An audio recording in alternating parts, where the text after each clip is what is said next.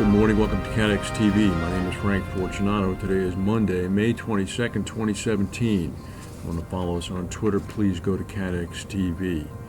Well, after many years of the Europeans struggling to put together the Solvency II rating system, AM Best has now joined with Fitch Rating, two of the big three ratings agencies in the United States, to announce that it will not use Solvency II results in its own rating assessments.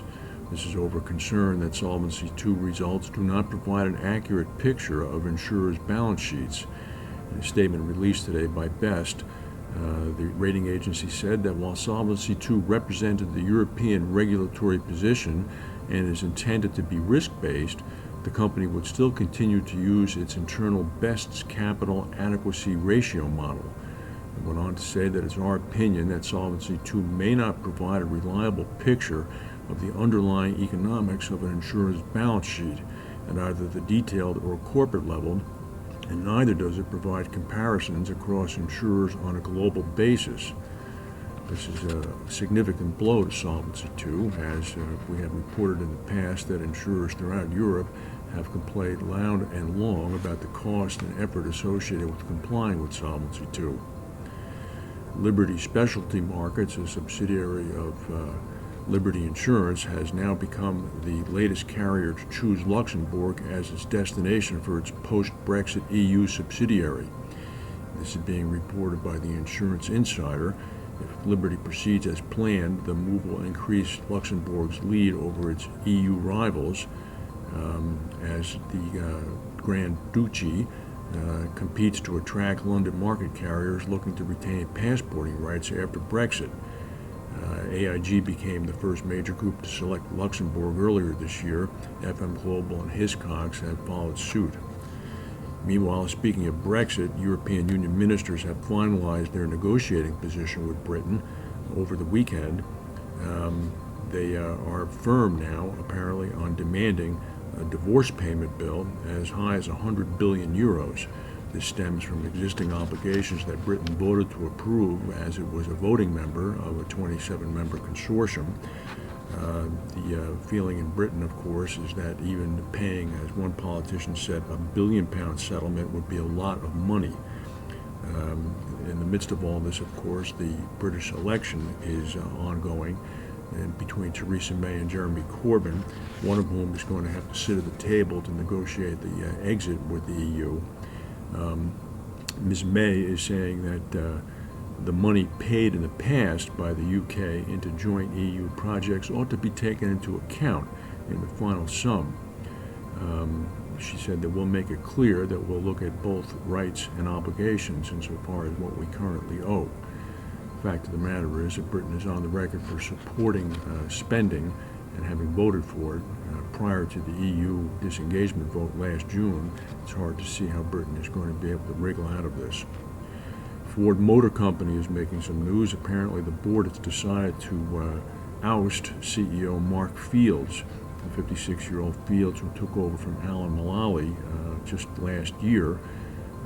Is apparently going to be sacked. He's going to be replaced by a former Steelcase CEO, Jim Hackett, who joined the board just last year.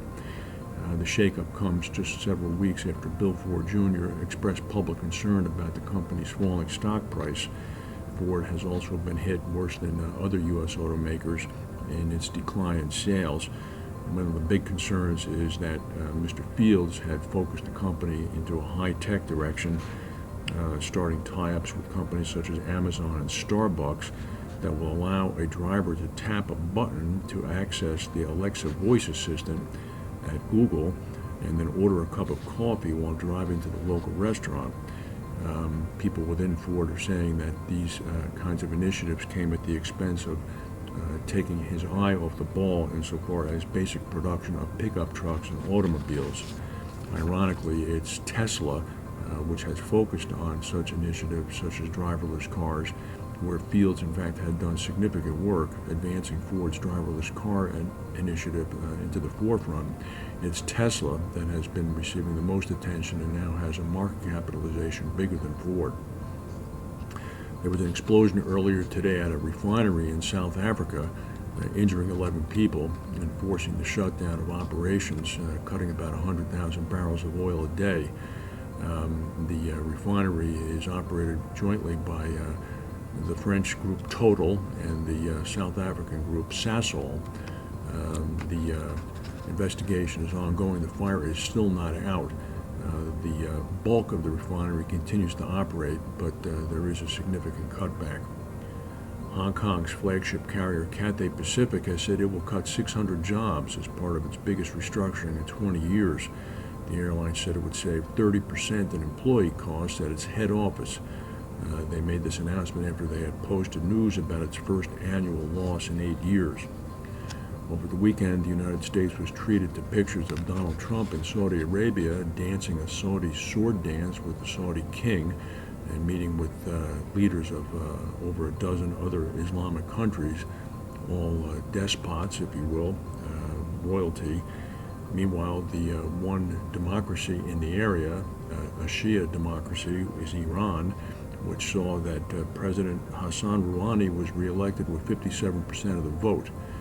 The only news that came out of Trump's visit in Saudi Arabia was a signal that he was joining with the Sunni states to ensure that Iran remained excluded.